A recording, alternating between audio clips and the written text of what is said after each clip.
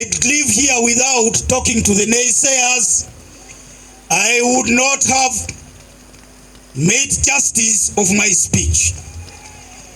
There are people who left this place in anger, and they thought by stepping out of the FDC, we would collapse.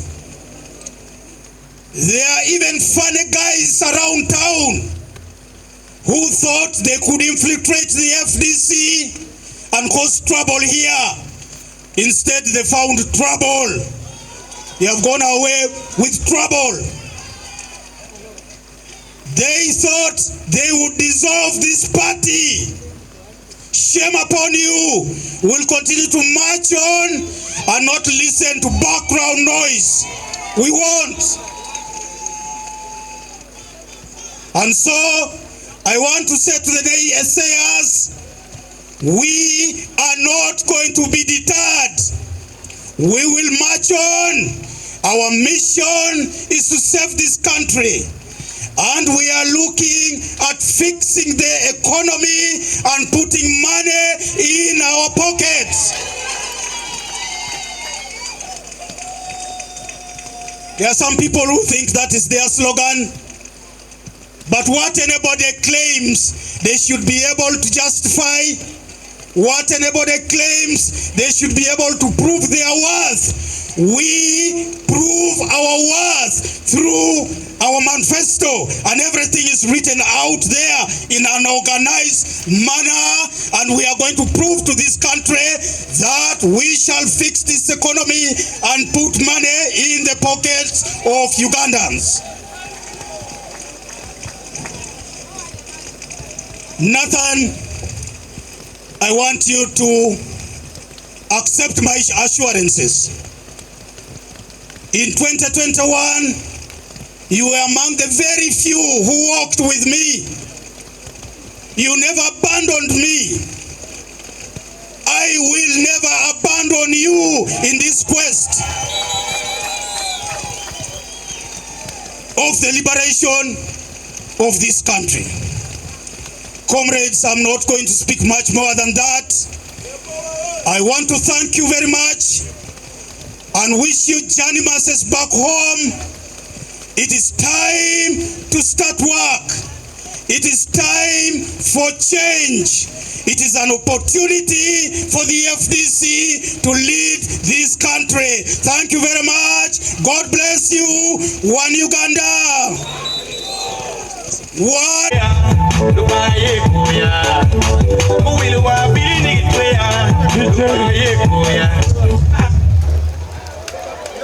Okay, you may go to your tents.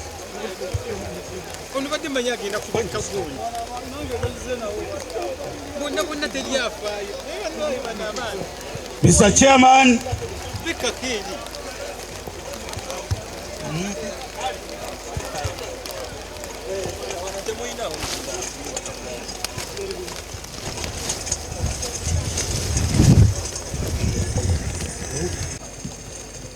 2025, together with my brother James Nathan Nandala Mafabi, to run for the position of presidential flag bearer of the FDC. Some people thought at the very inception that this was a joking matter, that we, the two of us, were duping Ugandans, and that we didn't mean to compete against each other. And they had the justification for that,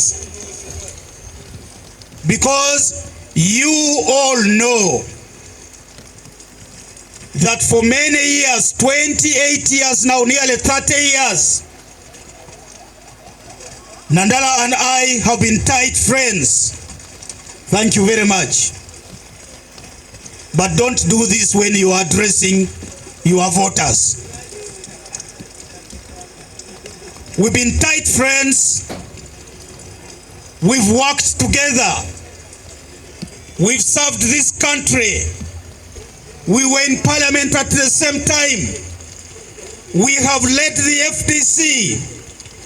We have cried together.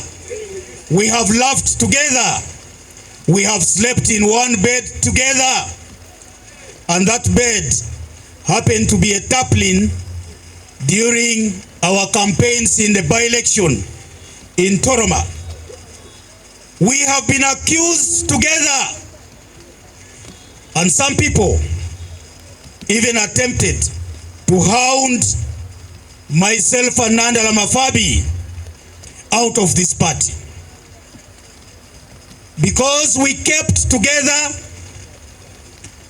and by sheer use of the unity that you people exhibited, this party today stands tall above most political organizations in this country.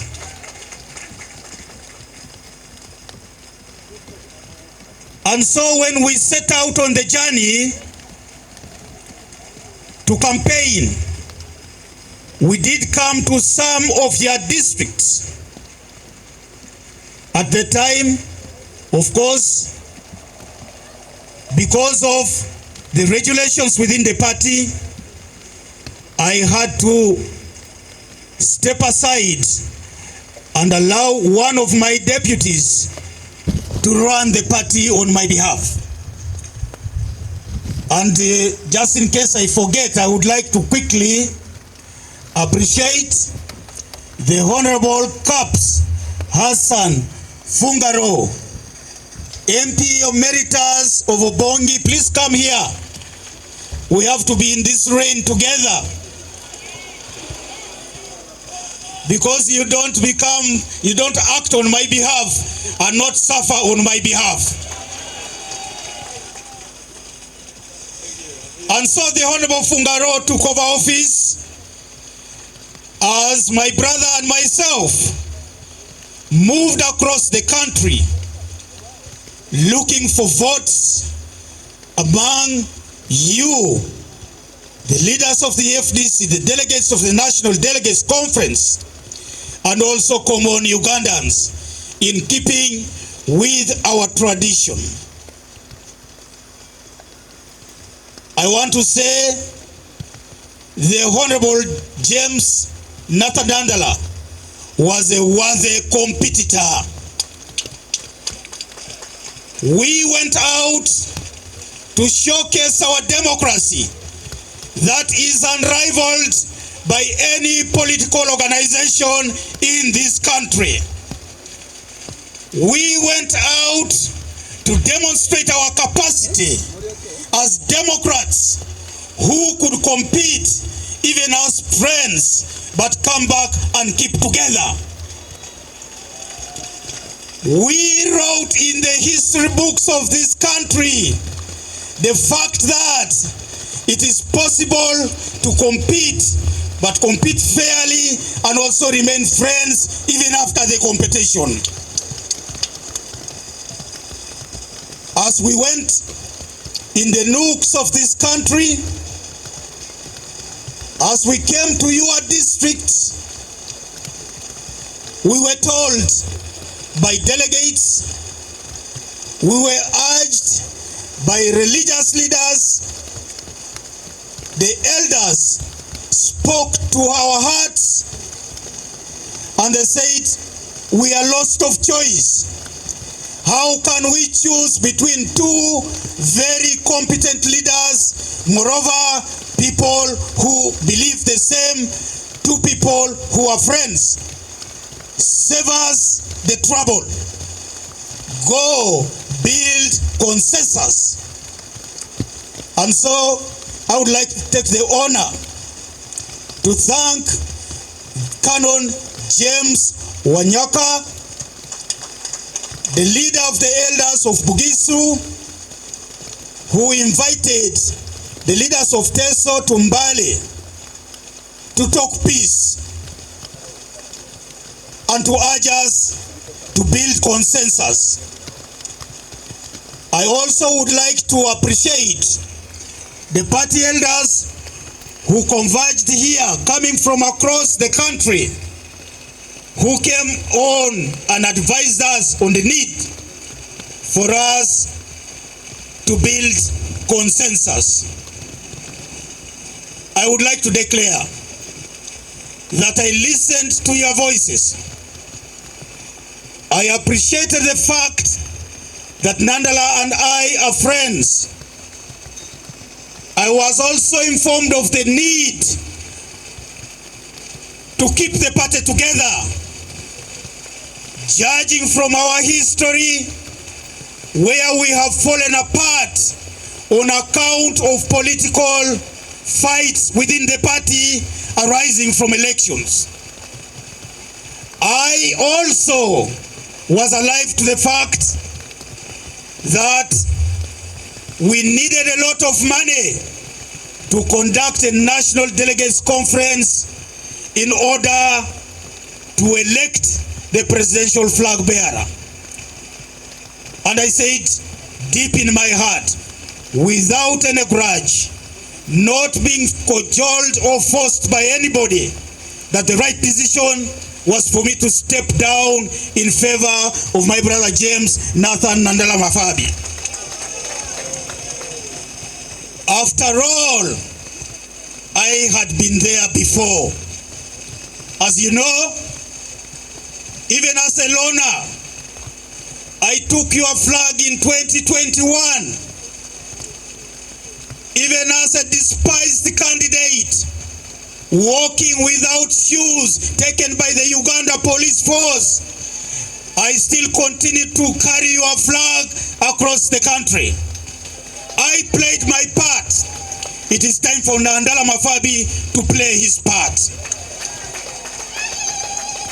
And so, I would like to congratulate my brother Nathan upon this milestone that you have achieved, and that the flag of the FDC will be carried very high across this country from the time we begin our campaigns to the end.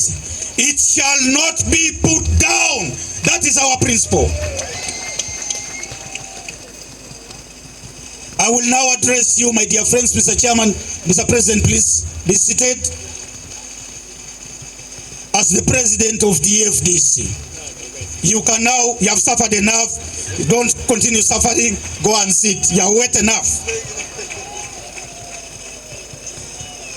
I would like to move forward and speak to you, my dear friends. And as I was doing this, the Secretary General of the Uganda People's Congress, my brother, my comrades, fellow compatriots, Nandala Mafabi is no ordinary candidate. And I want to speak before I sit down to the person of Nandala Mafabi, a seasoned politician, a generous person, an enterprising individual.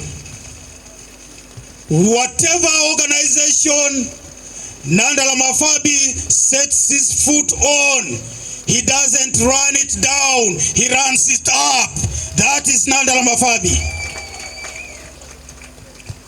And as we're running up, the Secretary General of the Democratic Party, Dr. Siranda, arrived, and I would like you to give a round of applause to Dr. Siranda. James Nandala Mafabi is a man who knows how to make money.